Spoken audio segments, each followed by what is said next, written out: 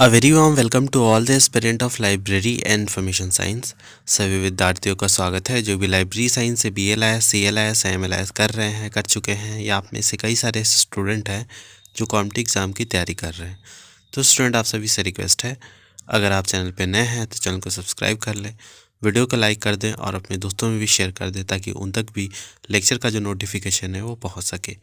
तो आज का जो लेक्चर है इसमें हम कवर करने वाले हैं unit 8 standard for bibliographic record format, जिसमें ISBD mark 21 CCF and structure इसके हम डिस्कस करने वाले हैं, जो कि पार्ट है ब्लॉक सेकेंड का, और ये चल रहा है MLII 102। इससे पहले कई सारे लेक्चर डले हुए हैं, अगर आपने वो सारे लेक्चर नहीं देखे हैं तो प्लीज़ करके प्लेलिस्ट में जाके विजिट करके आप लेक्चर देख सकते हैं, या ऊपर आई बटन पे भी उसके लिंक दे दिए गए हैं, उससे भी आप लेक्चर को कवर कर सकते हैं। तो चलिए स्टार्ट करते हैं। Objective: in the previous unit you have learn about the bibliographic description of various type of information resource. जो पहले वाले जो यूनिट्स थे उसमें हमने काफ़ी सारी चीज़ें यहाँ पे सीखी बिब्लियोग्राफिक डिस्क्रिप्शन से, इसके वेरियस टाइप से, जो इन्फॉर्मेशन रिसोर्सेस में। इन द कॉन्टेक्स्ट ऑफ जो computerization the need for record format arise. तो जब कंप्यूटराइजेशन की बात होती है तो जो ज़रूरत होती है रिकॉर्ड फॉर्मेट की वो यहाँ पे उत्पन्न हो जाती है। In this unit we will be discussing the important standard. इस यूनिट में हम कुछ इम्पॉर्टेंट स्टैंडर्ड को यहाँ पे डिस्कस करेंगे जो कि मशीन रीडेबल रिकॉर्ड में रिकॉर्ड फॉर्मेट में यहाँ पे अवेलेबल है। उसके बाद यहाँ पे हमें क्या क्या चीज़ सीखने को मिलेगा, अंडरस्टैंड कर पाएंगे bibliographic record format and their development और उसकी उत्पत्ति। Learn structure of the record. Structure of the record यहाँ पे देख पाएंगे, फॉर्मेट लाइक मार्क हो गया, यूनिमार्क हो गया, NCCF हो गया। तो ये सारी चीज़ें यहाँ पे हमें सीखने को मिलेंगी। तो सबसे पहले standard for bibliographic record format. Standard for record format implies the standardization of the above mentioned three aspect। जो तीन एस्पेक्ट है उनमें स्टैंडर्डाइजेशन जो है वो अप्लाई होती है, इम्प्लाई होती है रीजनल एंड इंटरनेशनल लेवल में। Design and implementation of a standard record format ensure. जो डिज़ाइन है और फॉर्मेट है, इम्प्लीमेंटेशन जब होता है स्टैंडर्ड रिकॉर्ड फॉर्मेट का, तो इसमें क्या देखा जाता है कि यूनिफॉर्मिटी हो which is acceptable to all the bibliographic agency, जो कि हर बिब्लियोग्राफिक एजेंसी में एक्सेप्टेबल हो। बैकग्राउंड की बात करें तो standardization of the record format is manually prepared bibliographic list. तो ये मैनुअली बिब्लियोग्राफिक लिस्ट को प्रिपेयर करता है। Stated to be a matter of international concern for 1960s, the International Conference on the Cataloging Principle, that is ICCP, held in Paris in 1961, set up the standard for the heading of the author and title records। उसके बाद देखते हैं ISBD, जो कि एक important है, इसको हम कई सारे लेक्चर्स में कवर करते आ रहे हैं ब्लॉक 2 के, और इसमें भी देखते हैं इसके बारे में। तो starting from the first ISBD on monograph, पहली जो ISBD मोनोग्राफ पे थी वहाँ से अगर स्टार्ट करें, a number of ISBD have been develop including जो ISBD-G है, इस बहुत सारे डेवलप हो गए हैं और उसमें से एक है ISBD-G। The detail of these development have been discuss in unit 7। इसके डिटेल हमने यूनिट 7 में ऑलरेडी डिस्कस कर लिए हैं, तो वो नहीं देखे अगर आपने तो वो भी देख सकते हैं। In 1973 the ISBD-M text have been adopted by a number of national जो बिब्लियोग्राफिक है and translation of the original English text into several other language. तो इसको बहुत सारे जो नेशनल बिब्लियोग्राफी है वहाँ पे इसको अडॉप्ट किया गया और इसका ट्रांसलेशन भी हुआ इंग्लिश लैंग्वेज से और भी वेरियस लैंग्वेजेस में। By then it was realized that the printed word is not the only means of documentary transmission. तब से हमें ये से जानने को मिला कि जो प्रिंटेड वर्ड होते हैं डॉक्यूमेंट्री ट्रांसमिशन में यही नहीं होते हैं इसमें, दो which the communication need of individual and the institution are met. उसके बाद है यहाँ पे दिस ISBD जो कंटेन करता है provision covering machine readable data file. However when the ISBD NB non book जो मटेरियल है उसकी बात करें was begin review together with the ISBD CM। तो इसकी वेरियस तरीके से यहाँ पे बात की गई है। अब यहाँ पे देखें the ISBD for different kinds of item are depicted in table 8.1। तो यहाँ पे देखिए जो डिफरेंट काइंड ऑफ ISBD है उसको यहाँ पे बताया गया है, लाइक फुल नेम है और यहाँ पे ISBD है। तो वेरियस प्रकार के निकले हुए हैं, तो एक एक करके इनको देख लेते हैं एक बार। जैसे ISBD M है, तो M का मतलब क्या होता है? ISBD ये तो सेम रहेगा, international standard bibliographic description for mono जो ग्राफिक है, मोनोग्राफिक पब्लिकेशन, जो कि यहाँ पे फर्स्ट एडिशन आया था इसका 1974 में, और ईयर ऑफ रिवीजन जो था ये 1978 में हुआ, फिर 87 में हुआ, 2002 में भी हुआ है। फिर ISBD S की बात करें तो S से है यहाँ पे सीरियल, और जो CM से है यहाँ पे CM से है कैटोग्राफिक मटेरियल। G से है यहाँ पे जनरल इंटरनेशनल स्टैंडर्ड बिब्लियोग्राफिक जो कि डिस्क्रिप्शन, और NBM से बता ही दिया मैंने, नॉन बुक मटेरियल होता है। इसका ईयर आप लोग देख लेना, इतना इंपॉर्टेंस है, बस आपको पता होना चाहिए। जो इसमें जो ब्रैकेट में ये लिखा हुआ है ये ISBD किससे है। फिर ए की बात करें तो यहाँ पे international standard bibliographic description for older monographic, जो कि एंटीक्वेरम होता है इसके पब्लिकेशन से। फिर PM से हो गया प्रिंटेड म्यूज़िक, CF से हो गया यहाँ पे कंप्यूटर फाइल, ER से हो गया यहाँ पे इलेक्ट्रॉनिक रिकॉर्ड, एंड CR से हो गया यहाँ पे कंटिन्यूइंग रिकॉर्ड। तो इस तरीके से पूरा यहाँ पे एडिशन था। अब पर्पस ऑफ ISBD की बात करें, थोड़ा इंपॉर्टेंट है। The primary purpose of ISBD is to provide the stipulation for compiling descriptive catalog worldwide। जो वर्ल्ड वाइड में जो कैटलॉग है उसको यहाँ पे एक डिस्क्रिप्टिव कैटलॉग में मतलब कंपाइल करना, in order to aid the international exchange of bibliographic, ताकि इंटरनेशनल जो एक्सचेंज होता है बिब्लियोग्राफिक का वो हो सके, बिब्लियोग्राफिक रिकॉर्ड्स का, between national bibliographic agency and throughout the international library and information community. किसी नेशन से लेके थ्रू आउट द वर्ल्ड या किसी एजेंसी को अगर चाहिए तो इस तरीके से एक्सचेंज हो सके, by specifying the elements which comprise a bibliographic description. Specify करे एलिमेंट्स का जो कि यहाँ पे बिब्लियोग्राफिक डिस्क्रिप्शन को कंप्राइज करता है, and by prescribing the order in which those elements should be printed, जो रिप्रेजेंट करता है उस एलिमेंट को। Punctuation mark by which they should be demarcated. The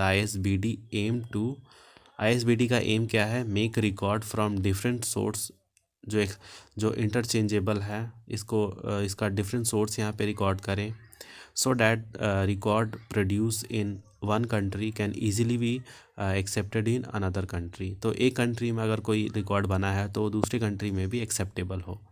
फिर assist in the interpretation of record across language barrier, तो interpretation भी हो सके, लैंग्वेज जो है लैंग्वेज बैरियर ना हो इंटरप्रिटेशन करने में।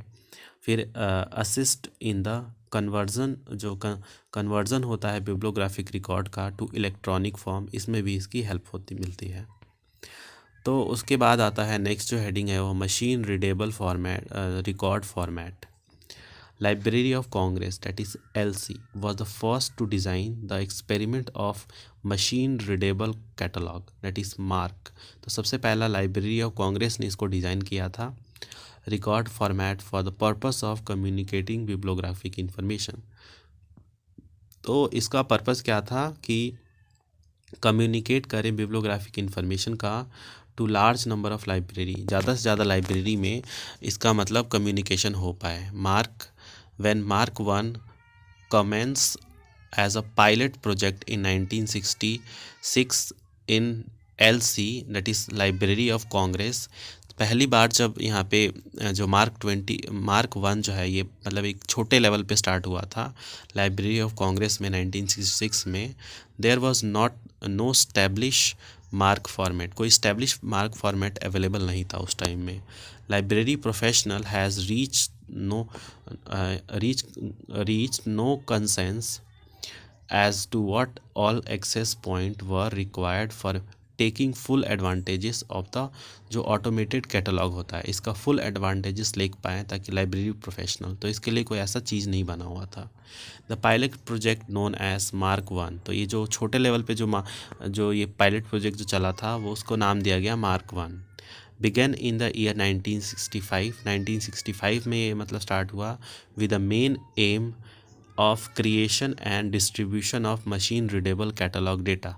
और इसका एम क्या था मेन, कि जितने भी मशीन रीडेबल जो यहाँ पे डेटा होता है उसको यहाँ पे मतलब डिस्ट्रीब्यूट करे to other library, with library of Congress से लेके और अदर लाइब्रेरी में डिस्ट्रीब्यूट करे। MARC 1 only dealt with books, तो सिर्फ बुक से डील करता था। The development of MARC 2 in the year 1999 US MARC and CAN MARC for जो हार्मोनाइज्ड हुआ था एंड नेम्ड एज मार्क 21, और इसी को मार्क 21 नाम दिया गया। The MARC 21 bibliographic format as well as all the official MARC 21 document is maintained by library of Congress. तो जितने भी डॉक्यूमेंट है मार्क 21 के हो गए या मार्क 21 से रिलेटेड जितने भी मतलब डॉक्यूमेंट है वो लाइब्रेरी ऑफ कांग्रेस के द्वारा मेंटेन किया जाता है। एंड बाय कैनेडियन जो नेशनल लाइब्रेरी है इसके द्वारा भी। The library of Congress and the national library of Canada were as the maintenance agency for MARC 21 format for bibliography. तो ये दो लाइब्रेरी है जो कि इसका मेंटेनेंस के कार्य जो है ये करती रहती हैं। अथॉरिटी, होल्डिंग या क्लासिफिकेशन, कम्युनिटी इंफॉर्मेशन डेटा, इन सब में इसके कार्य होते हैं। मार्क का फॉर्मेट की बात करें तो mark record involve 3 element, the record structure, the content जो डिजिग्नेशन होता है and the data content of the record. Structure में क्या आता है, mark record is typical of information interchange format, that is ANSI, the format for information exchange। Content जो designator होते हैं इसकी बात करें, by definition the code and the invention established to identify explicit and characterize जो further हुआ था data को, एलिमेंट को within the record and support the यहाँ पे मैनिपुलेशन ऑफ दोज डेटा, उन डेटा के मैनिपुलेशन को सपोर्ट करना। फिर आता है content, this is the actual data that is stored in the data field. ये एक्चुअल डेटा होता है जो कि डेटा फील्ड में स्टोर किया जाता है। Often most of these data element were defined by standard outside the format. ज़्यादातर ये जो डेटा होते हैं, ये डेटा एलिमेंट जो होते हैं ये डिफाइन किया जाते हैं स्टैंडर्ड एलिमेंट के द्वारा, फॉर्मेट के द्वारा। For example Anglo American cataloguing rule हो गया, या फिर library of Congress subject heading हो गया, नेशनल लाइब्रेरी ऑफ यहाँ पे मेडिसन क्लासिफिकेशन हो गया, मशीन क्लासिफिकेशन हो गया। मार्क 21 जो है इसका format are define for 5 type of data, 5 तरह के डेटा के लिए इसको डिफाइन किया जाता है। जैसे बिब्लोग्राफी हो गया, holding, authority, classification and community जो इन्फॉर्मेशन है। इस तरीके की जो 5 है इन्फॉर्मेशन, इसके लिए यहाँ पे ये डिस्क्राइब किया जाता है। अब यहाँ पे जो डायग्रामेटिक रिप्रेजेंटेशन है मार्क रिकॉर्ड का यहाँ पे दिया हुआ है, इसको देखिए। यहाँ पे एक तरफ तो यहाँ पे रिकॉर्ड है, रिकॉर्ड जो लेंथ हो गया, स्टेटस हो गया, टाइप्स हो गए, बिब्लियोग्राफिक लेवल हो गया, टाइप्स ऑफ कंट्रोल। दूसरी तरफ यहाँ पे लेवल होता है, directory, data field and entry में आता है एंट्री यहाँ पे एंट्री कैरेक्टर होता है, ये डायरेक्टरी स्ट्रक्चर में कवर होता है। फिर डायरेक्टरी में टैग आता है, और इसी तरीके से डेटा सब फील्ड भी यहाँ पे पूरा कवर हो जाता है। मार्क जो रिकॉर्ड का स्ट्रक्चर की बात करें तो a type of MARC record consist of 3 main section, इसके 3 मेन सेक्शन होते हैं, द लीडर, द डायरेक्टर और and the variable field. The leader consist of data element that contain coded value and are identify by relative character position. Coded value के द्वारा यहाँ पे identify किया जाता है रिलेटिव कैरेक्टर पोजीशन में। It is also called the record label of CCF। इसको record label भी बोलते हैं, CCF and UNIMARC. Data element in this section define parameter for processing the record. ये पैरामीटर यहाँ पे बताता है प्रोसेसिंग ऑफ रिकॉर्ड का। The directory contain the tag. Directory में टैग आता है, स्टार्टिंग लोकेशन आता है, length of each field within the record. The length of the directory entry is define in the entry map में। ये define होता है entry map element in leader. फिर आता है थर्ड पॉइंट इसमें, the data content of a record is divided into variable field. The MARC 21 जो format है ये डिस्टिंग्विश करता है two type of variable field को, variable control field and the variable data field. तो यहीं पे ये लेक्चर है समाप्त होता है। यूनिमार्क हम नेक्स्ट लेक्चर में कवर करेंगे। तो मिलते हैं आप सभी से नेक्स्ट लेक्चर में, तब तक के लिए धन्यवाद।